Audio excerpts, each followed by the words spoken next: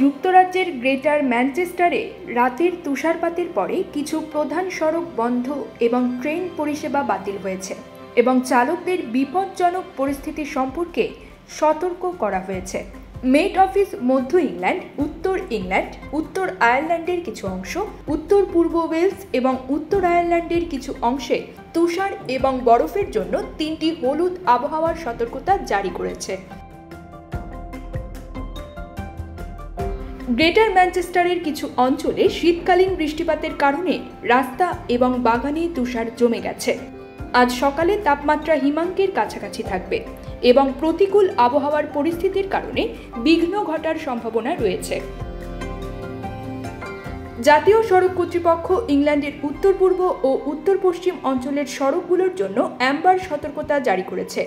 বিশেষ করে Manchester, Leeds ও শেফিল্ডের সড়কে 5 সেন্টিমিটার পর্যন্ত তুষারপাতের সম্ভাবনা রয়েছে। ন্যাশনাল রেলও জানিয়েছে যে ঠান্ডা আবহাওয়ার কারণে মঙ্গলবার দুপুর 2টা পর্যন্ত নর্দার্ন রেলের বিভিন্ন রুটে প্রভাব পড়বে। News desk, focus TV.